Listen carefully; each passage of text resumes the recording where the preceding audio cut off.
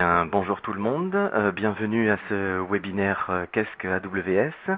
Je me présente, je suis Pierre Gillot, je suis architecte solution chez Amazon Web Services et nous allons essayer de passer la prochaine heure sur une présentation globale, aussi bien d'AWS que des différents services que nous proposons.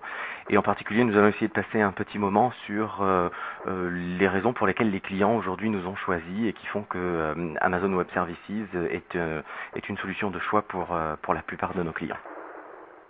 Donc si vous voulez bien, on va commencer notre présentation aujourd'hui. Donc ce que nous allons aborder dans notre présentation, c'est en effet une vue globale de notre société, une vue globale aussi des services disponibles. En effet, chez Amazon Web Services, nous avons plus de 30 services qui sont disponibles. Dans l'heure qui vient, nous n'aurons pas forcément le temps de tous les adresser, mais en tout cas, nous allons voir de manière globale les plus importants, ceux qui correspondent à l'adoption générale dans toutes les entreprises. Et puis, nous allons essayer de garder 5 à 10 minutes sur la fin de la présentation pour essayer de répondre à la plupart des questions. Donc vous avez un système qui vous permet de poser des questions directement dans l'interface et nous allons essayer de rassembler un maximum de questions pour pouvoir y répondre. Donc je vais faire une présentation sur une cinquantaine de minutes et garder les 10 dernières minutes pour pouvoir répondre à la plupart de vos questions. N'hésitez pas à poser des questions et nous y répondrons avec beaucoup de plaisir. Eh bien donc, commençons tout de suite par la société Amazon Web Services et son contexte global. Il faut savoir que Amazon Web Services est en effet une société du groupe Amazon. Dans Amazon, vous avez un certain nombre de domaines d'activité. Le domaine d'activité qui est peut-être le plus connu d'entre nous tous, qui est celui d'Amazon.com, le site de e-commerce grand public. Nous avons une deuxième activité qui est rattachée aussi à Amazon.com, mais qui consiste à travailler avec des revendeurs et qui profitent de notre grande capacité dans le e-commerce et dans la logistique pour pouvoir revendre leurs produits à partir de la plateforme Amazon.com. Et puis en effet la troisième activité, Amazon Web Services, dont je fais partie et qui est une activité d'infrastructure informatique qui a été créée avant que le mot magique cloud apparaisse, donc c'est pour ça que nous nous appelons Amazon Web Services, et qui est dédiée à fournir de l'infrastructure en ligne à tous ses clients. Alors, la question qu'on peut rapidement se poser, en effet, c'est comment une société comme Amazon, qui est plutôt dédiée à la logistique, au commerce en ligne, est passée directement au cloud. Eh bien, c'est quelque chose d'assez naturel. Nous avons une expérience informatique assez grande, puisque en tant que société e-commerce depuis de nombreuses années, nous sommes experts dans l'informatique et dans la gestion des data centers. Nous avons en effet, c'était notre deuxième activité, j'en parlais tout à l'heure, ouvert notre site à des vendeurs tiers et nous avons et nous vivons encore aujourd'hui des besoins d'élasticité extrêmement importants dans notre métier de e-commerce. Il y a des forts effets de saisonnalité et donc nous avons basé notre réflexion sur ces grands besoins de saisonnalité en nous disant, eh bien, si nous avons besoin d'élasticité dans nos data centers, eh bien, nous ne sommes certainement pas les seuls à avoir ce genre de besoin. Et dans ce contexte, nous avons imaginé pouvoir créer, inventer et commercialiser un service qui permettrait à tous les clients d'avoir des services extrêmement élastiques, extrêmement fiables, à des coûts les plus intéressants possibles et qui pouvaient correspondre à tous les besoins que les développeurs mettaient en œuvre, enfin réclamaient jusqu'à aujourd'hui. Et c'est dans ce contexte que nous avons inventé, mis en place la solution Amazon Web Services pour répondre à tous ces besoins. Et donc la conclusion de tout ça, c'est que, en effet, malgré peut-être le mythe que on entend assez fréquemment, Amazon Web Services n'est pas la résultante d'une capacité en excès qu'Amazon aurait revendue sur le marché. On est vraiment dans une création complète, d'un service complet qui est basé sur les besoins de nos clients et à partir desquels nous avons pu bâtir une offre extrêmement complète. Sur cette offre complète qui existe depuis 2006, eh bien, nous avons un grand nombre de clients qui nous ont fait confiance. Ces clients couvrent de très grandes gammes de produits. et de services. Et sur ces gammes de produits et services, nous avons par exemple ce qui est visible aujourd'hui du grand public, les sites internet les plus populaires. Eh bien, une grande partie de ces sites internet sont aujourd'hui hébergés sur les infrastructures d'Amazon Web Services. On va trouver énormément d'éléments de sites web sociaux, mais on va trouver aussi des sites web technologiques, de plateformes as a service, des sites web d'hébergement de code, des sites web plutôt sociaux orientés vers les médias comme le partage d'images comme Pinterest ou Netflix qui aujourd'hui est le géant de la vidéo on demand sur de nombreux pays dans le monde. Eh bien tous ces clients-là sont hébergés sur les infrastructures d'Amazon Web Services. Nous couvrons les sites web bien sûr, mais nous couvrons les entreprises. Donc l'entreprise n'est pas un marché de niche chez Amazon Web Services. Nous avons beaucoup de très grands groupes qui sont hébergés dans nos infrastructures. Alors aujourd'hui nous sommes en France, donc on peut faire un petit zoom sur la France et nous avons des grands groupes français comme Schneider, Orange, SNCF, Lafarge, Capgemini, qui sont des très grands groupes français à visée très souvent internationale et qui ont fait confiance à Amazon pour pouvoir héberger leurs infrastructures sur les services d'Amazon Web Services. Alors, une présentation ne serait pas une présentation si on n'abordait pas ce que les analystes pensent de nous. Et donc nous ne dérogeons pas à la tradition. Le Gartner émet son Magic Quadrant régulièrement, en particulier dans le domaine de l'infrastructure dont nous faisons partie. Et nous voyons qu'Amazon Web Services est en effet extrêmement bien placé, et ceci grâce à nos clients. La capacité à exécuter définie par Gartner est souvent liée à la quantité et la typologie de clients qui font confiance à ce fournisseur. Et grâce à nos clients, effectivement, nous nous trouvons aujourd'hui en très bonne position dans le cadran du Magic, dans le Magic Quadrant du Gartner. Pour donner une idée en effet de notre dimension et de la dimension des clients qui utilisent nos infrastructures, en général nous sommes plutôt avares de chiffres, mais il y a une valeur qui est intéressante et qui est assez représentative qu'on aime bien partager, c'est que chaque jour dans nos data centers, si vous vous posiez la question de combien de serveurs étaient intégrés dans nos data centers, eh bien on a une tendance qui est intéressante qui est d'indiquer chaque jour sur Amazon Web Services, nous ajoutons la capacité informatique qui nous était nécessaire lorsque nous étions une entreprise qui faisait 5 milliards de dollars de chiffre d'affaires. Donc en 2003, nous avions une infrastructure qui nous permettait de générer 5 milliards de chiffre d'affaires. Nous avions pratiquement 8000 salariés. Eh bien, sachez qu'aujourd'hui, chaque jour, nous rajoutons dans nos infrastructures ce qu'il nous était nécessaire de faire il y a quelques années de ça. Donc ça vous donne une idée des dimensions que Amazon Web Services peut avoir et donc de l'effet de levier que nous pouvons avoir sur les économies d'échelle et sur les tendances de prix que nous pouvons avoir pour nos clients. Plus nous avons des dimensions qui sont importantes, plus nous pouvons jouer sur les économies d'échelle et plus nous pouvons améliorer les prix à destination de nos clients. À titre d'exemple encore sur les dimensions et les capacités technologiques que nous avons, un de nos services, qui est un service de stockage qui s'appelle S3, existe depuis 2006. Nous l'avons lancé en 2006 et l'objectif de ce service est de stocker des fichiers en tant qu'objet. Eh bien, vous voyez la vitesse à laquelle nous avançons. Nous avons encore dépassé le record que vous voyez à votre écran. En fin d'année dernière, nous avions 1700 milliards d'objets qui étaient stockés dans S3. Aujourd'hui, nous avons dépassé les 2000 milliards d'objets dans S3. Nous avions une performance de 835 000 transactions par seconde.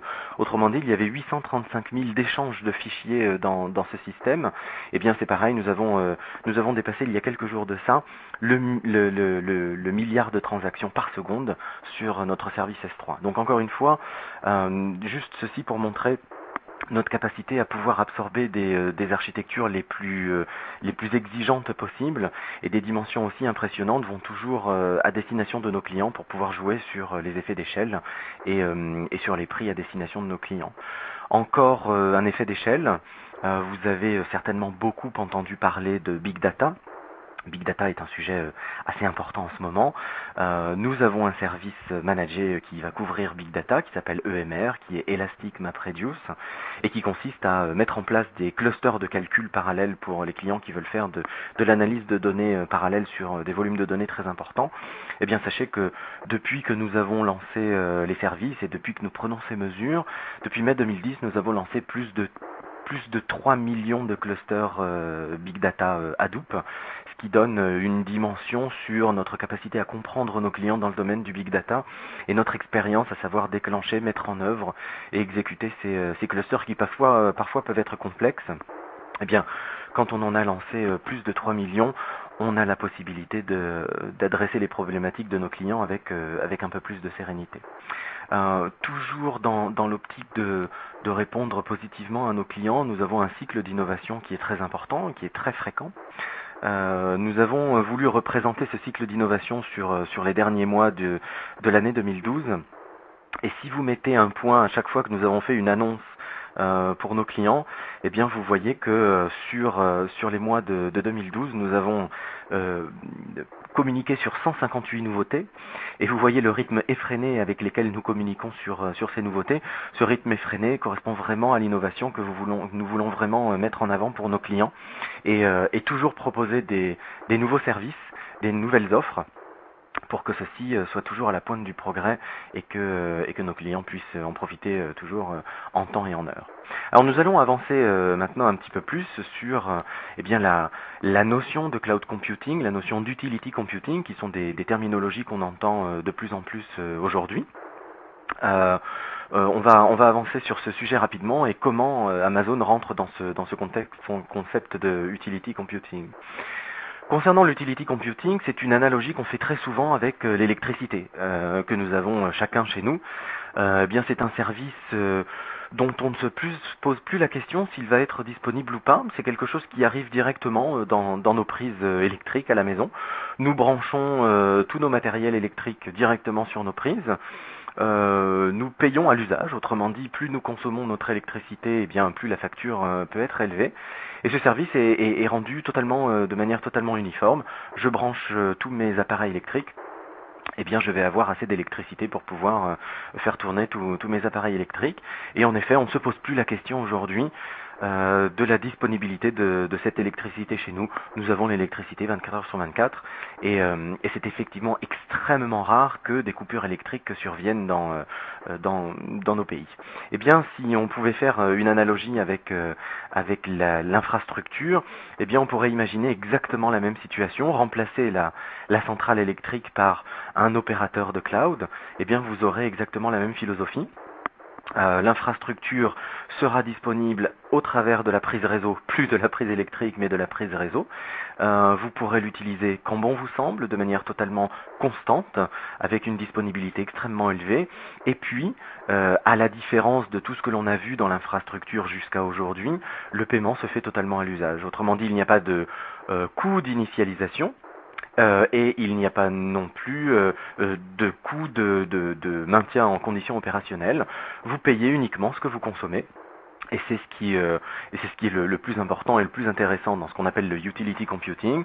J'ai besoin d'une ressource, je vais la consommer, et lorsque j'ai terminé d'utiliser cette ressource, eh bien je vais être facturé pour cette consommation.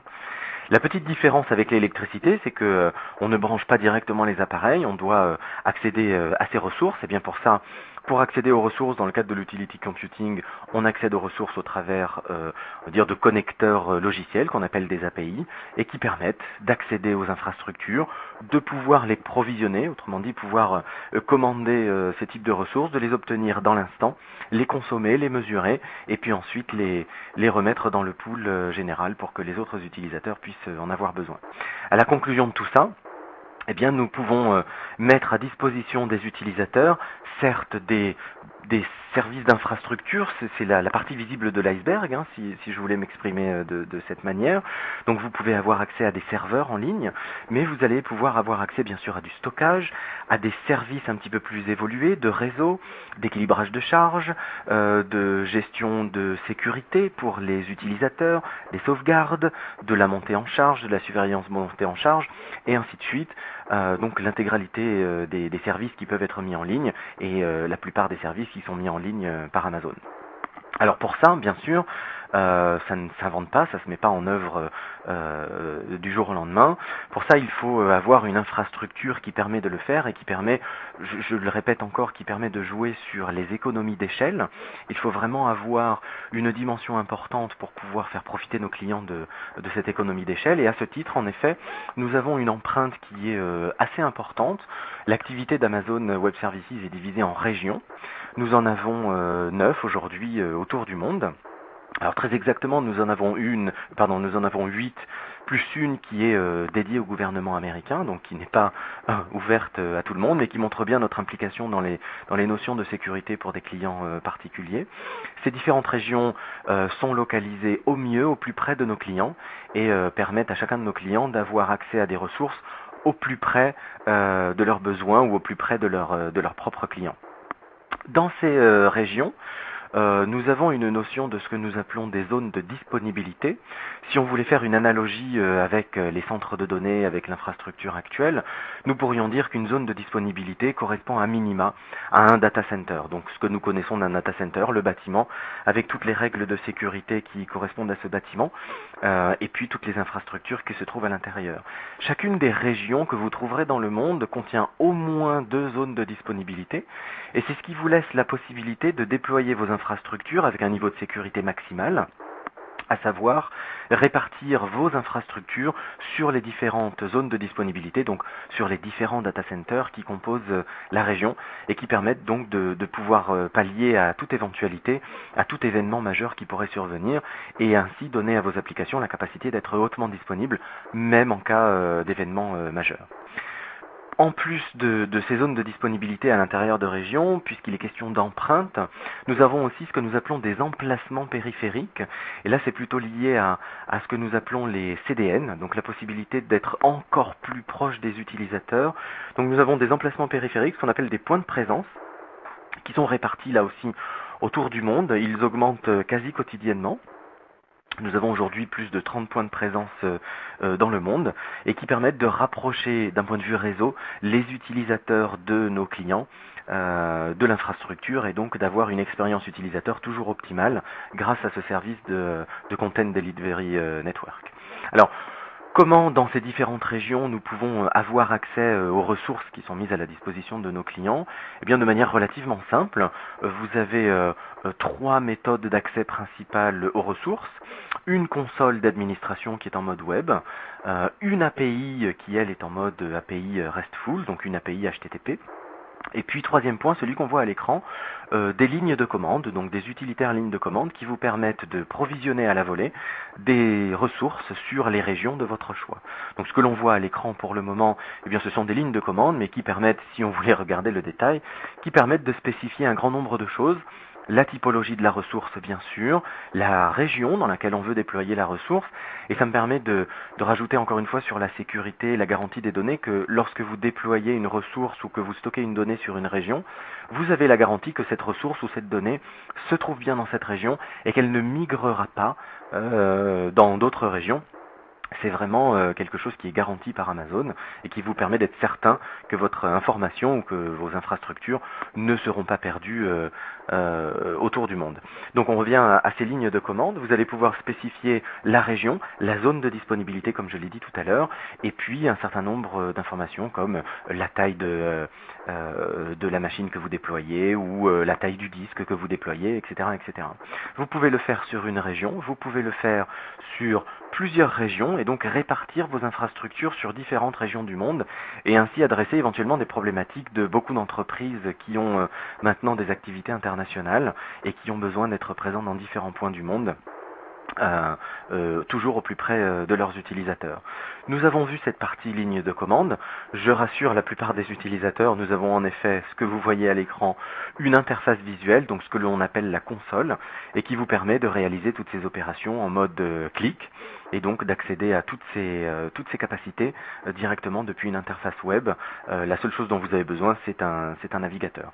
Donc vraiment, chacune des activités peut être faite toujours des trois manières: ligne de commande, API si vous voulez intégrer l'administration de vos ressources dans vos propres logiciels, ou alors la console pour pouvoir le faire directement en mode visuel avec votre souris.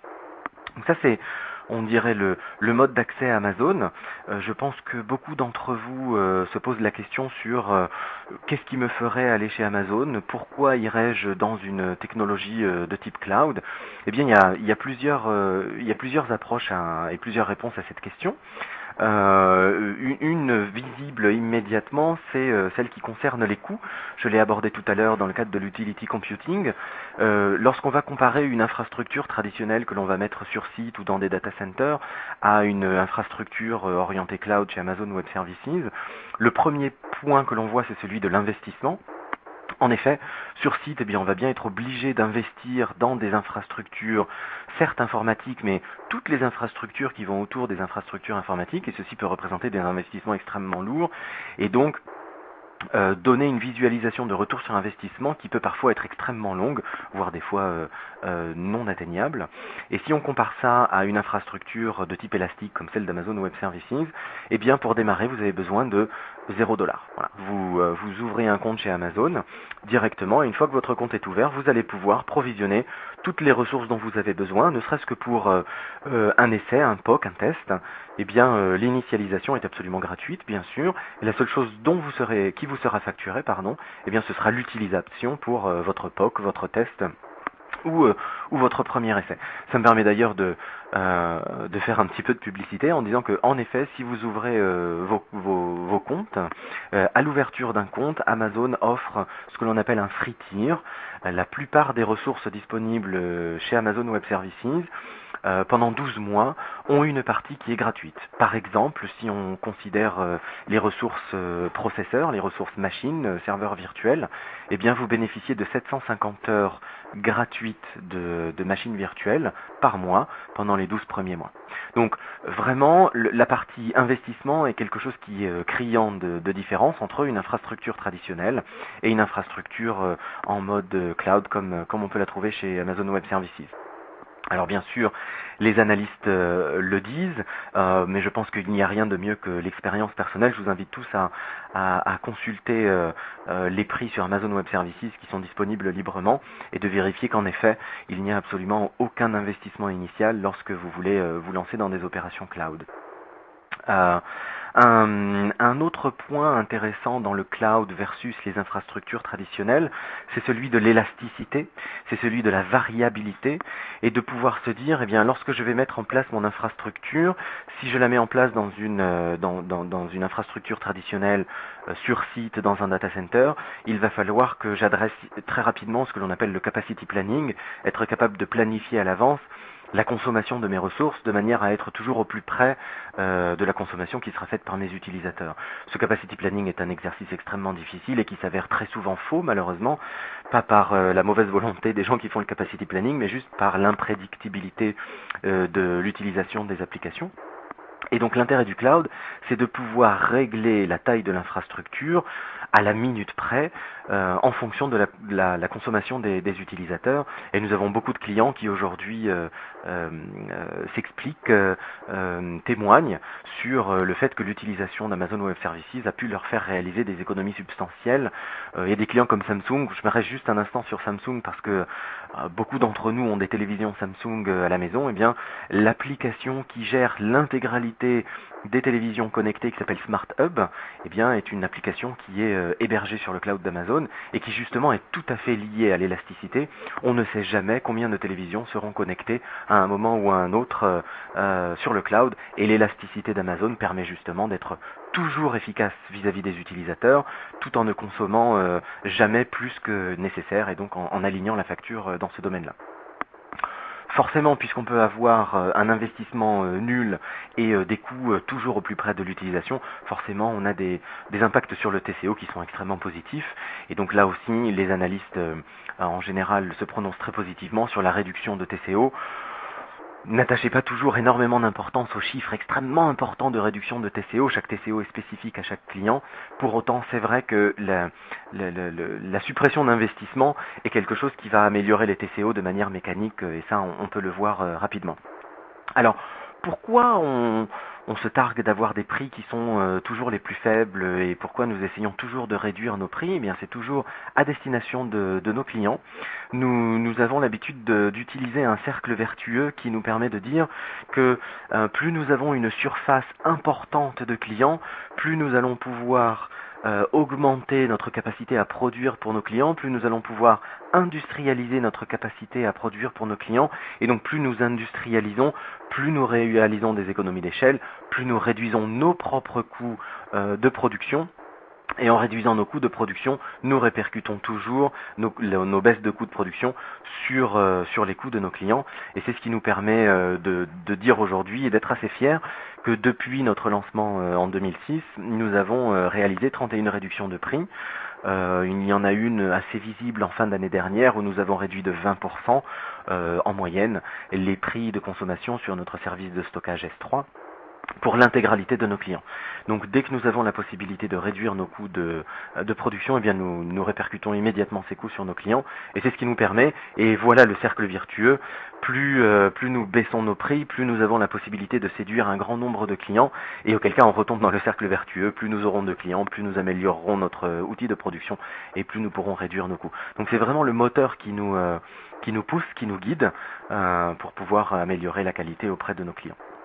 Un petit retour rapide sur l'élasticité, et pour l'illustrer, ce que vous pouvez voir à l'écran aujourd'hui, c'est la comparaison entre le capacity planning qui peut être fait même avec les meilleurs outils et même avec les meilleurs analystes. En général, nous faisons une prédiction de demande sur nos applications, et très souvent, eh bien, la demande réelle est souvent très différente. Et ce qu'on peut voir à l'écran, c'est que quelle que soit la différence de prédiction, même si nous avons prédit plus que nécessaire, eh bien, dans ce cas-là, nous avons perdu beaucoup d'argent.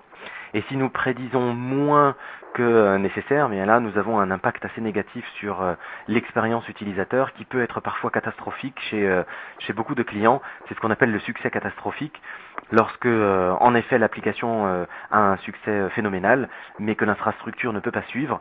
Avec les réseaux sociaux qui existent aujourd'hui, une application qui ne répond pas bien est une application qui risque d'avoir des notes extrêmement mauvaises sur les réseaux sociaux, et donc ensuite de pâtir d'une mauvaise réputation, et donc de générer beaucoup moins d'argent derrière. Si on met l'infrastructure cloud à la place d'une infrastructure traditionnelle, eh bien vous le voyez, la capacité élastique peut suivre en temps réel l'activité de l'application, en vous garantissant ainsi une facture qui est toujours en ligne avec la consommation que vous avez, mais en parallèle, assurer un niveau de service pour vos clients finaux qui est toujours optimal. Et c'est vraiment le point du cloud et de l'utility computing, c'est d'être toujours en ligne avec les besoins de nos clients. Beaucoup de nos clients le disent, dans différents domaines d'activité, donc c'est vraiment quelque chose qui va toucher un grand nombre d'entreprises, la capacité de pouvoir être réactif en quelques minutes, voire en quelques secondes. Si vous mettez en œuvre votre infrastructure en mode utility computing, vous allez avoir la possibilité d'avoir une application qui est réactive toujours immédiatement, et qui vous permet d'être le plus élastique possible et de maîtriser vos coûts, bien sûr, de la même manière. Vient ensuite l'agilité. Donc l'élasticité, c'est la capacité d'être vraiment réactif par rapport à vos applications, mais vous avez aussi l'agilité, et cette agilité, elle peut être mise sur le compte de l'innovation. Dans le cloud, innover va coûter très peu cher. J'ai une nouvelle idée, je veux mettre en place une preuve de concept, je veux mettre en place un test, eh bien je vais pouvoir le faire extrêmement rapidement. Je n'ai pas besoin d'investir, comme je l'ai dit initialement, mais c'est surtout que le test va me coûter très peu cher. Lorsque je vais lancer une infrastructure de test sur quelques jours, eh bien le coût de ce test en termes d'infrastructure, l'ordre de grandeur sera de quelques dollars ou de quelques dizaines de dollars, et ça va donc permettre à mon entreprise d'innover beaucoup plus à des prix bien plus faibles que le coût de l'innovation avant sur les infrastructures traditionnelles, et donc va permettre à l'entreprise d'avoir des nouveaux avantages compétitifs, de créer des nouveaux produits beaucoup plus rapidement pour une fraction des coûts précédents. et donc d'améliorer la compétitivité de l'entreprise, rien qu'en utilisant des infrastructures de type cloud. Voilà le point qui est intéressant, et surtout, vous allez pouvoir utiliser vos infrastructures IT et vos équipes IT vraiment à l'occupation de votre métier. Donc vous allez pouvoir vraiment gérer votre métier plutôt que passer du temps à exécuter des tâches qui sont nécessaires, qui sont importantes, mais qui malheureusement ralentissent le cycle d'innovation. Eh bien ces tâches, vous allez pouvoir les confier à Amazon et vous concentrer vraiment sur votre métier. Provisionner votre service, utiliser votre service à des fins métiers et utiliser ça uniquement pour le métier et pas pour le reste. Alors, pour ça, bien sûr, eh bien, notre proximité avec nos clients est extrêmement importante, mais la proximité de nos clients avec leurs clients est d'autant plus importante, et c'est pour ça que notre empreinte sur la région géographique est très importante et que nous avons un grand nombre de régions disponibles. Nous en avons déployé tout récemment, donc nous essayons vraiment de donner la possibilité à nos clients d'être au plus près de leurs clients grâce à cette couverture la plus globale possible, on le souhaite. Pour faire un rapide tour sur l'élasticité dont j'ai parlé tout à l'heure, j'aimerais l'illustrer avec un client particulier qui est Amazon.com. Encore une fois, je voudrais reboucler avec le mythe initial où, en effet, Amazon Web Services n'est pas né de la revente des ressources Amazon en excès. En effet, Amazon.com est notre client depuis quelques années seulement. La fin de la migration totale des infrastructures Amazon.com a eu lieu entre 2010 et 2011, et donc nous utilisons très souvent ce client Amazon.com, comme référence sur l'élasticité et sur les gains que l'on peut avoir en termes d'élasticité par rapport aux infrastructures traditionnelles. Donc Amazon.com est un client de type e-commerce, et en effet vous voyez que la nuit l'activité est relativement faible, alors que dans la journée l'activité peut avoir un certain nombre de pics. On a déjà une première saisonnalité, et puis on a une deuxième saisonnalité. Vous pouvez l'imaginer, au mois de novembre le site Amazon.com est extrêmement chargé puisque c'est la période de Noël et qu'il y a une activité très forte. Eh bien, vous voyez que si nous devions utiliser de l'infrastructure traditionnelle, la capacité installée serait largement sous-utilisée, ne serait-ce que sur le mois de novembre, donc imaginez sur le reste du temps, et là où 24% est utilisé en moyenne, eh bien 76% sont forcément gaspillés uniquement pour pouvoir tenir les pics des dernières journées du mois de novembre. Eh bien, nous avons migré ce client Amazon.com sur Amazon Web Services, et aujourd'hui, si on reprend la capacité du mois de novembre, vous voyez que la capacité mise en œuvre par rapport à la capacité consommée sont quasiment en ligne. Et donc là, vous avez des gains, si on reprenait la diapositive précédente, vous arrivez à des gains qui sont de l'ordre de 76% comparé à l'infrastructure traditionnelle. Donc l'élasticité est vraiment un point très important, et elle ne touche pas que les petites startups, elle ne touche pas que les petites applications de type web un peu à la marge, elles peuvent toucher des entreprises de la dimension d'Amazon.com, qui sont des entreprises mondiales, avec des nombres de clients extrêmement élevés et des chiffres d'affaires extrêmement élevés. Cette élasticité peut être valable pour toutes les typologies de clients. Justement, en termes de typologie de clients, un autre exemple intéressant, je ne sais pas si vous connaissez Animoto, qui là pour le coup était une start-up très intéressante lorsqu'on part en vacances, qui permet de prendre des photos et de générer à la volée, en fin de vacances, une animation, un petit film, et de partager ce petit film. Ce cycle Animoto est un cycle que l'on voit chez beaucoup de startups qui fonctionnent de manière tout à fait traditionnelle, normale, correctement, avec un nombre de ressources limitées. Là, on voit Animoto utiliser une quarantaine d'instances en règle normale. Et puis un beau jour, ils ont été, ils ont reçu la publicité de TechCrunch, qui est très connue dans le monde technologique. Et lorsqu'un article sur TechCrunch a été présenté sur Animoto, eh bien, ils ont eu ce que l'on appelle vraiment un fantastique succès, qui aurait pu être catastrophique s'ils n'avaient pas été dans le cloud, car ils sont passés d'une quarantaine d'instances, donc une quarantaine de serveurs, à 5000 serveurs. Et ceci s'est passé, je ne sais pas si vous le voyez en détail sur la diapositive, c'est passé en 3 jours. De la fin du mois d'avril vers la toute fin du mois d'avril, en 3 jours, on est passé de 40 serveurs à 5000 serveurs. Et ça, en effet, on ne peut pas le réaliser dans les infrastructures traditionnelles. En dehors de toute autre considération, il n'y a que le cloud et le utility computing qui permet de faire ce genre de choses. Imaginez aujourd'hui demander à votre fournisseur d'infrastructures traditionnelles de vous fournir 5000 machines en 3 jours. Je pense que ce serait déjà un véritable challenge pour ce fournisseur, et ce serait un véritable challenge pour vous ensuite de les mettre en rack, de les câbler, de les installer, etc. Alors qu'en les chargeant directement depuis un service comme Amazon Web Services, eh bien en 3 jours, vos 5000 serveurs sont en œuvre. Voilà, voilà rapidement le tour d'horizon sur ce qu'est le utility computing, le cloud computing. On va passer maintenant un petit moment sur la plupart des services AWS pour éviter d'être trop long et d'être un peu rébarbatif. Nous n'avons pas mis l'intégralité des services. Je vais passer rapidement sur tous les services. Je vous propose, si vous avez des questions sur ces services, éventuellement d'utiliser l'outil de questions en ligne pour pouvoir ajouter des questions dans ce service-là, ou tout du moins de reprendre contact directement avec nous pour que nous puissions passer un petit peu plus de temps, peut-être un petit peu plus de temps personnalisé, pour pouvoir vous présenter les services et éventuellement comment ces services peuvent être intégrés dans votre infrastructure ou comment ils peuvent correspondre à vos besoins projets immédiats. Donc, pour pouvoir adresser cette liste de services, il est préférable de les présenter avec une thématique. En effet, les services proposés par Amazon ne sont pas que des simples services d'infrastructure comme des serveurs et du stockage. Nous avons des services sur toute la couche applicative que vous pouvez déployer pour vos clients. Alors bien sûr, on commence par la couche la plus basse qui est celle d'infrastructure, qui est celle que je vous ai présentée tout à l'heure, à savoir notre présence mondiale avec les régions, les zones de disponibilité, les points de présence. Nous vous proposons des services à une couche un petit peu plus élevée qui est celle des réseaux. Donc vous allez voir que nous avons des offres concernant le réseau, aussi bien pour l'acheminement des données que pour la sécurisation de ces données.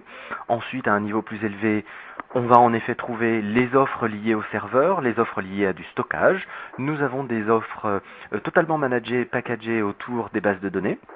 Et puis encore un petit peu plus haut, des services applicatifs, et encore un petit peu plus haut, la partie administrative qui va vous concerner dans la gestion administrative de votre compte et la gestion administrative de sécurité de vos utilisateurs, et puis bien sûr un grand nombre d'outils de déploiement. Donc on va passer ces différentes couches assez rapidement pour éviter de trop vous ennuyer, et n'hésitez pas en effet à poser des questions dans l'outil de questions si jamais c'était nécessaire. Alors, on commence par l'infrastructure. Donc très rapidement, nous l'avons vu tout à l'heure, c'est le premier service que nous vous fournissons, le service de région.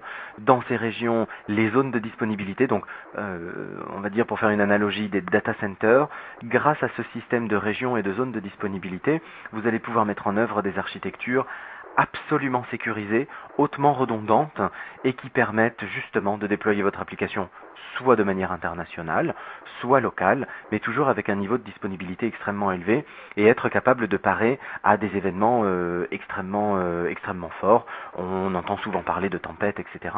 En répartissant votre application sur des zones géographiques séparées, eh bien vous maîtrisez la sécurité sur votre application. On passe sur la partie réseau. Donc dans la partie réseau, il y a plusieurs produits, on en a sélectionné 4 aujourd'hui. Un premier produit qui s'appelle Direct Connect et qui va intéresser différents types de clients pour 2 raisons.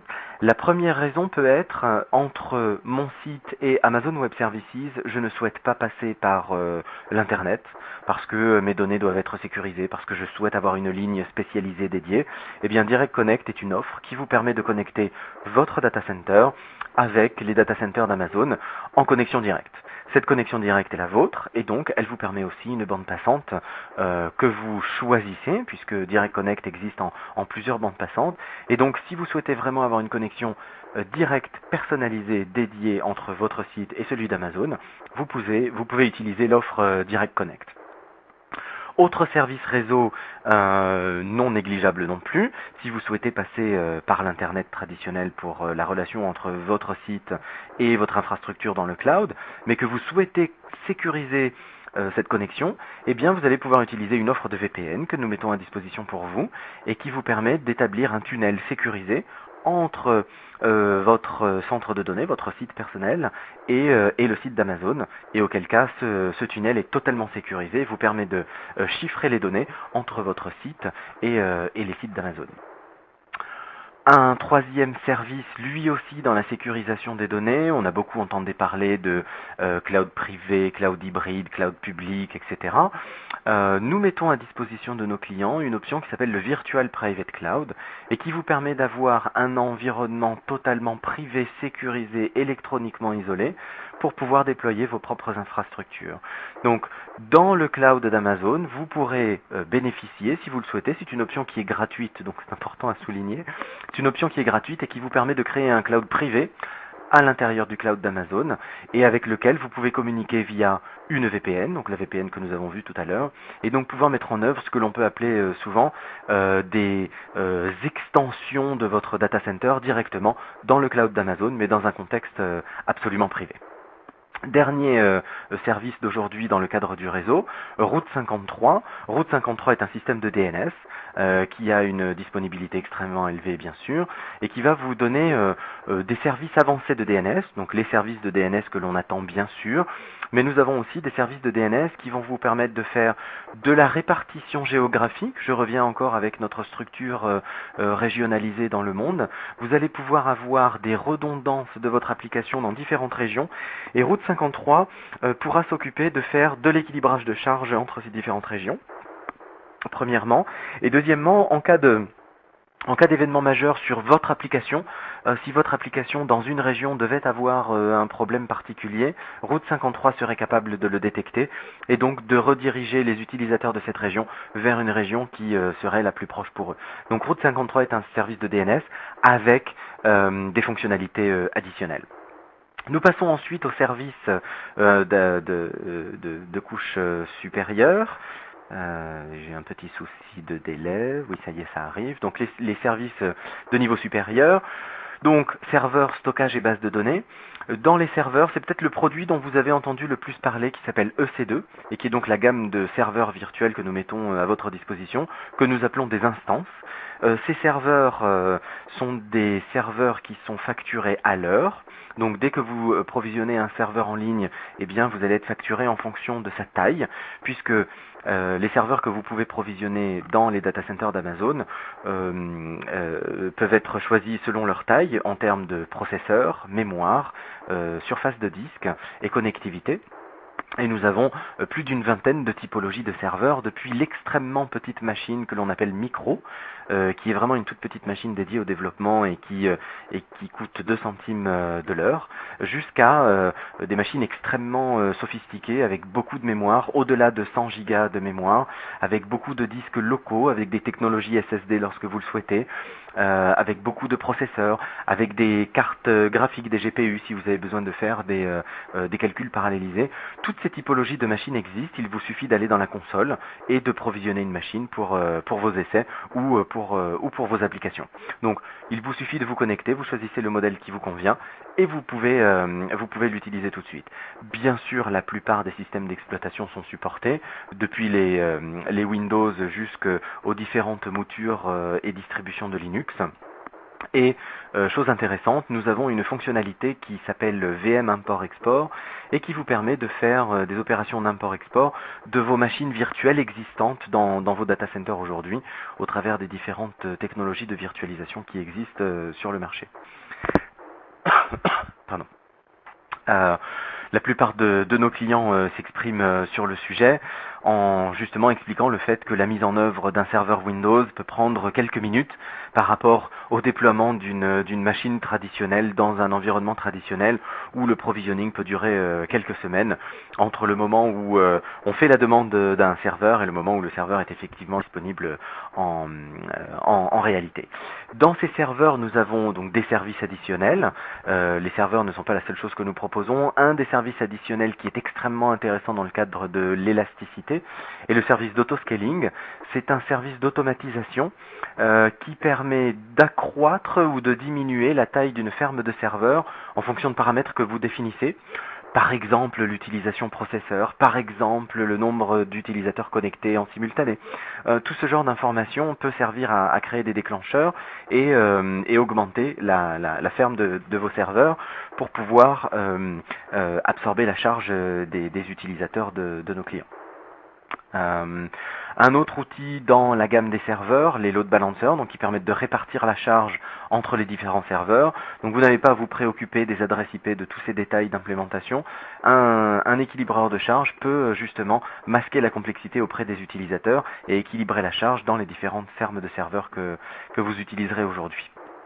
En termes de stockage, nous pouvons adresser un produit qui s'appelle le S3, qui est un système de stockage durable.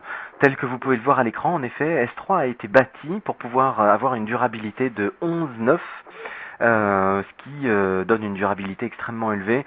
On entend souvent ou on voit souvent sur le web des clients qui s'expriment et qui disent bah oui, en effet, 11,9, ça veut dire que si je mets 1000 fichiers sur S3, eh bien au bout d'1 million d'années, j'aurai la possibilité de perdre un de ces fichiers-là. En termes de chiffres réels, donc tout à l'heure je vous ai dit qu'on avait atteint les 2000 milliards d'objets dans S3 depuis 2006. À ce jour, nous n'en avons pas encore perdu un seul. Donc ça vous donne l'idée de la durabilité de ce service. La taille de ce service est illimitée. Vous pouvez stocker autant de fichiers que vous le souhaitez dans S3. C'est fait effectivement pour pouvoir stocker une énorme quantité de données. Toujours dans le stockage, il y a ce que l'on appelle EBS. EBS, ce sont les disques que vous rattacherez à vos serveurs, donc c'est du stockage en mode bloc. Si on voulait faire l'analogie avec l'infrastructure traditionnelle, c'est ce que l'on appellerait le SAN. Et donc les EBS, les volumes EBS, ce sont les volumes que vous avez dans votre SAN. Nous vous proposons à peu près la même typologie de matériel, mais en mode cloud chez Amazon. Encore une fois, dans le stockage, Glacier. Glacier est un service qui est sorti il y a un petit peu moins d'un an et qui a les mêmes fonctionnalités que S3, mais qui lui est plutôt orienté vers l'archivage. Donc vous avez la même durabilité que S3, les mêmes accès que S3. En revanche, il est vraiment fait pour le stockage à longue durée et son prix est extrêmement faible puisqu'il est de l'ordre de 1 centime du giga par mois pour pouvoir stocker vos données. Vous pouvez stocker autant de données que vous voulez. Vous allez pouvoir les stocker avec une durabilité extrêmement élevée, mais surtout pour une longue durée. Sur la partie base de données, donc nous proposons des services, ce que l'on appelle managés. Autrement dit, nous allons vous affranchir de toute la partie installation, déploiement, administration de bases de données. Donc nous avons ce service pour 3 grands types de bases de données, Oracle, MySQL et SQL Server. Et ce système de base de données totalement managé vous permet de dire directement dans la console, je veux une base de ce type de taille-là, et de cette marque-là, Oracle, MySQL ou SQL Server. Et pour vous, nous allons mettre en place toute l'infrastructure nécessaire pour exécuter cette base de données. Cette base de données va pouvoir être redondée pour de la haute disponibilité. Elle va pouvoir être multipliée horizontalement pour pouvoir absorber les charges d'application.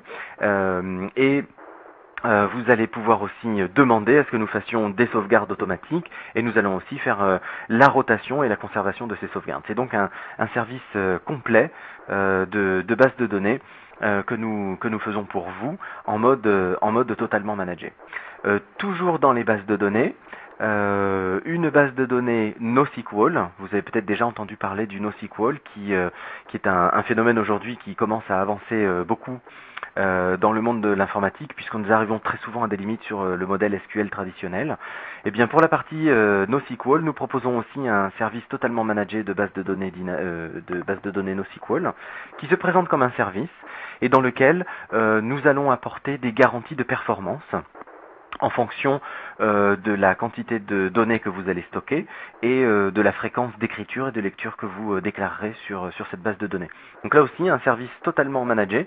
Vous demandez le service DynamoDB et nous mettons pour vous en place toute l'infrastructure nécessaire pour que votre base de données NoSQL réponde aux exigences de performance les plus élevées. Il existe d'autres services à un niveau un peu plus élevé. On va en sélectionner un puisqu'il a une belle illustration.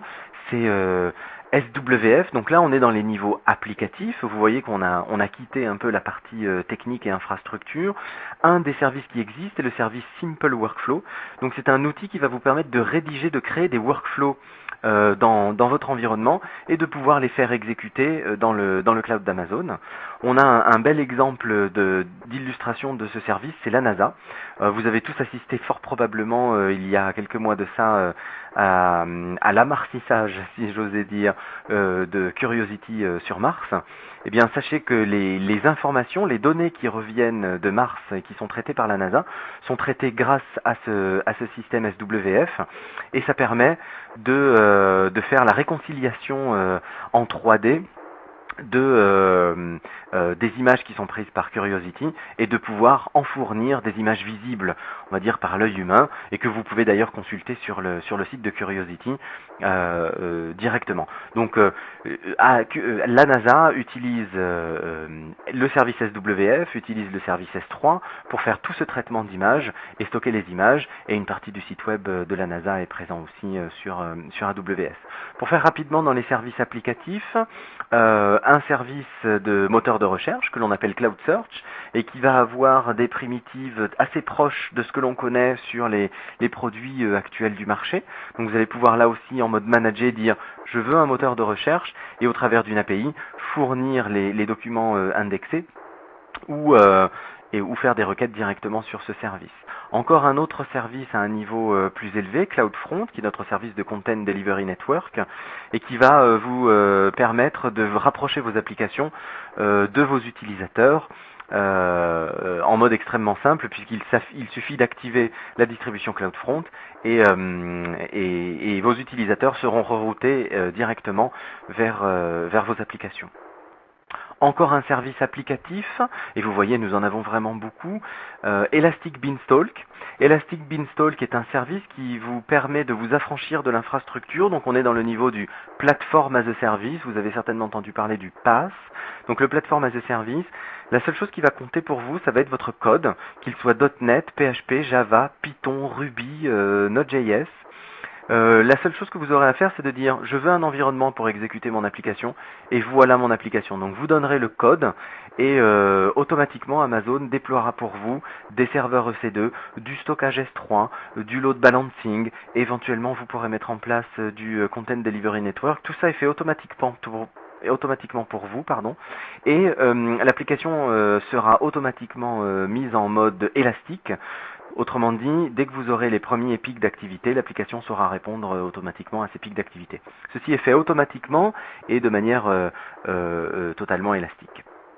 Dans les outils de déploiement, eh bien, nous avons un outil de déploiement qui s'appelle CloudFormation et qui vous permet de déployer de manière encore plus automatisée via des scripts des stacks complets d'applications. Donc lorsque vous allez vouloir déployer des applications complètes sur le cloud, vous allez pouvoir utiliser cet outil de scripting qui vous permettra de décrire votre stack applicative et de la déployer de manière automatique et de la documenter surtout. Voilà pour la plupart des services que nous avons vus et qui sont présents chez Amazon.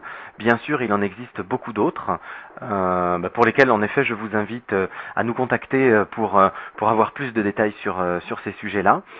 Nous allons avancer un petit peu car je vois qu'il y a des questions qui existent dans la base de questions. Et donc on va essayer d'arriver à la conclusion qui consiste à dire pourquoi Amazon serait aujourd'hui intéressant pour les entreprises aussi.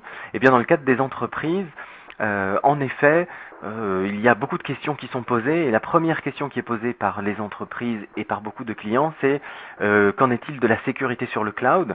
Alors, je vous rassure, la sécurité est la priorité numéro 1 pour nous.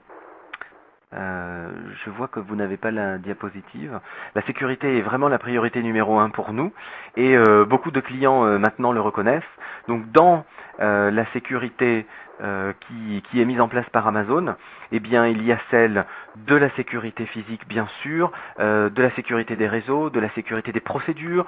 Nous avons un grand nombre de certifications qui sont des certifications de sécurité pour tous nos data centers et en effet elles sont mises à jour très régulièrement. Je vous invite à aller sur notre site web aws.amazon.com/security et vous verrez toutes les certifications que nous avons et qui nous permettent de garantir à nos clients et à nos clients entreprises en particulier que la sécurité est une priorité numéro 1 pour nous. La deuxième question que nous posent les entreprises et la plupart des clients, c'est bien gentil le cloud, mais moi j'ai une infrastructure existante. Comment je vais pouvoir faire fonctionner tout ça? Et c'est en effet la question que l'on entend très souvent, qui est la question du cloud hybride. Eh bien, grâce au produit que je vous ai présenté tout à l'heure, donc le VPN qui est la connexion réseau sécurisée entre votre site et le site d'Amazon, le VPC qui est le Virtual Private Cloud, à savoir une enceinte privée qui vous est dédiée dans notre cloud, vous allez pouvoir mettre en œuvre ce que l'on appelle le cloud hybride et qui est par exemple la représentation que vous voyez à l'écran tout de suite et qui est votre data center en partie centrale avec un certain nombre de ressources et puis ces ressources peuvent elles-mêmes communiquer avec différents services extérieurs dans lesquels vous pourriez éventuellement déployer vos propres ressources dans le cadre d'un cloud hybride. Votre data center en partie centrale et puis plusieurs réseaux sécurisés VPC Amazon par exemple avec lesquels vous communiquez au travers d'un VPN particulier. Donc ces questions-là ont des réponses et nous sommes vraiment là pour pouvoir y répondre rapidement. J'arrive à la fin et donc dans les dernières 5 minutes pour pouvoir répondre aux questions qui sont disponibles. En résumé, Amazon, pourquoi? Eh bien, les premières choses visibles sont en effet les coûts. Les coûts qui vont être ceux des coûts d'investissement. En passant dans le cloud, on va gommer immédiatement la partie coûts d'investissement sur l'infrastructure. Les coûts d'opération aussi, puisque ces coûts d'opération, c'est la volonté d'Amazon d'avoir des prix toujours les plus faibles possibles.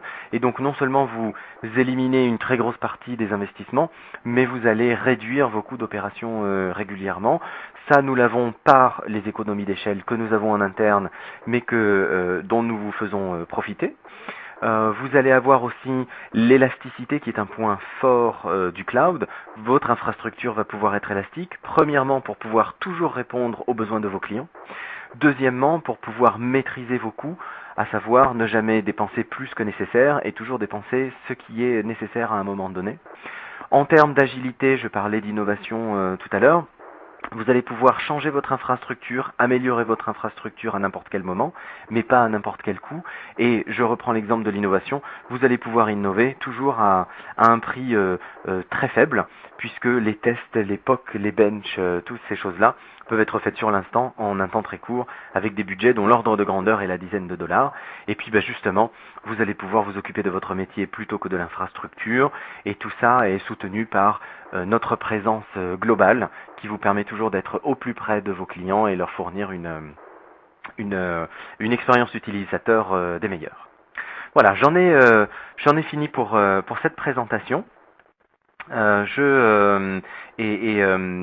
Pendant que vous continuez à écrire d'autres questions, je vais en sélectionner quelques-unes.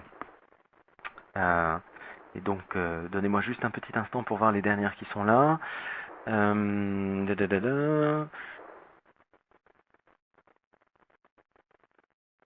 Hop, hop, hop. J'ai une question sur comment sait-on qu'une image EC2 fonctionne?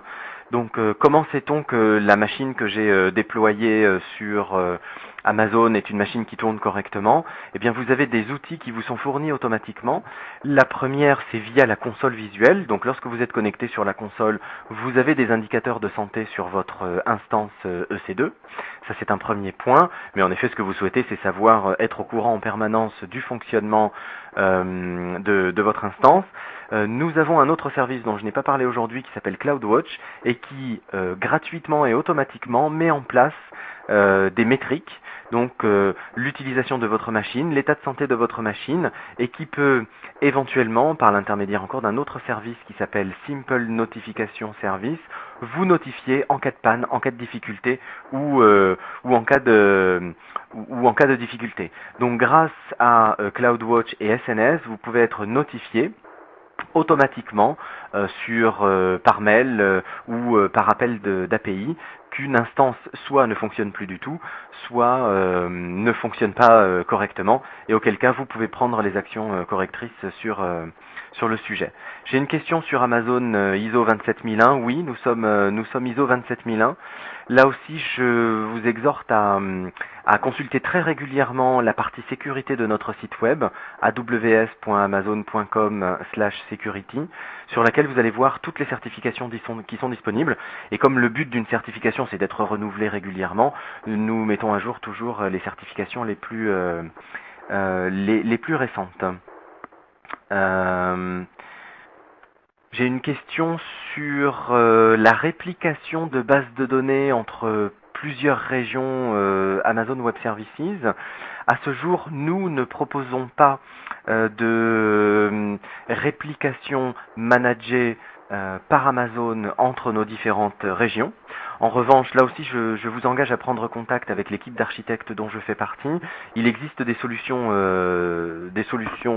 qui sont documentées sur le web, que nous pouvons échanger ensemble et qui vous permettent de faire de la réplication de bases de données entre les différentes régions AWS, en tenant compte bien sûr de la latence qui peut exister entre toutes ces régions, puisque le problème principal dans la réplication, c'est bien tout ce point-là. J'ai une question sur l'administration. La question est: qu'en est-il de la délégation d'administration? Est-ce qu'on peut déployer des services pour des clients? Est-ce que on doit créer des comptes spécifiques par client? Quelles sont les meilleures pratiques dans le domaine? C'est une excellente question. Donc nous avons deux moyens de travailler sur la délégation d'administration. Le premier moyen, le plus simple, va consister à créer un compte Amazon pour vous-même et éventuellement pour vos clients. Et les comptes que vous créez pour vos clients, vous pouvez les rattacher de manière administrative au compte principal. C'est une première façon de faire qui va avoir un grand intérêt, qui est celui de la facturation. Lorsque vous rattacher des comptes à un compte principal, c'est le compte principal qui sera facturé. Donc dans une situation où vous avez vous-même des clients et que vous exploitez de l'infrastructure pour vos clients, cela facilite la facturation pour vos clients. En revanche, ça ne va pas assurer de délégation d'administration puisque chacun de ces sous-comptes aura son propre compte d'administration. Il existe un autre moyen que vous pouvez faire fonctionner en même temps que celui-là. C'est une offre qui s'appelle IAM, Identity and Access Management, et qui vous permet justement de créer des utilisateurs administratifs, de jouer avec les droits sur ces utilisateurs, on appelle ça des policies dans notre jargon, et donc vous allez pouvoir dire tel utilisateur a tel droit sur tel type de ressources, et on va pouvoir rajouter aussi des règles de sécurité supplémentaires. Tel utilisateur a tel type de droit sur telle ressource, uniquement lorsqu'il le fait à partir de mon réseau privé principal par exemple. Donc en termes de délégation d'administration, vous pouvez faire ça. Mixer les deux techniques, jouer avec les utilisateurs administratifs Amazon que vous créez et jouer avec les comptes et sous-comptes que vous avez. Une dernière question. Importante sur la sécurité, est-ce que Amazon se charge du chiffrement des données? Oui, vous avez une option sur S3 qui est le stockage. Donc vous pouvez, et c'est une simple case à cocher, lorsque vous déposez vos fichiers sur S3, vous allez pouvoir cocher une case en disant ce fichier, je souhaite qu'il soit chiffré. Auquel cas, nous assurons le chiffrage de ce fichier au moment où il va toucher les disques durs. Donc la donnée est en clair jusqu'au service Amazon S3 et est ensuite chiffrée par nos soins sur le service S3. C'est une première façon de faire. Pour les personnes qui souhaiteraient chiffrer elles-mêmes leurs données en transit et sur le stockage, nous avons déjà beaucoup de partenaires qui proposent des solutions de chiffrement des machines EC2, des communications dont vous pouvez bénéficier et qui se trouvent sur ce que l'on appelle la marketplace de Amazon Web Services et qui est l'endroit où vous pouvez trouver les offres de nos partenaires. Hein. Sinon, nous offrons aussi les briques de base qui peuvent vous servir. Par exemple, nous avons ouvert récemment un service de HSM, qui sont des boîtiers de gestion et de rotation des clés de sécurité qui vous permettent de faire le chiffrement, auquel cas vous pouvez chiffrer vous-même vos données pour pouvoir les stocker ou même pour les faire transiter sur les différents services. Voilà, je vois que nous sommes arrivés à la fin du temps qui nous était imparti. Je sais qu'il y a beaucoup de questions. J'ai pris les plus représentatives. Si vous avez d'autres questions, je vous invite vraiment à prendre contact directement avec nous sur notre site web ou dans le petit email de remerciement qui vous sera donné. N'hésitez pas à prendre contact avec nous et avec l'équipe d'architectes, bien sûr. C'était un véritable plaisir de discuter avec vous aujourd'hui. J'ai l'espoir d'avoir de vos informations ou de vos nouvelles très rapidement. N'hésitez pas à poser des questions si vous en avez d'autres. Et à très bientôt pour le prochain webinaire. Je vous souhaite une excellente journée de la part d'Amazon Web Services et de moi-même, bien sûr. Très bonne journée, à très bientôt et merci encore. Goodbye.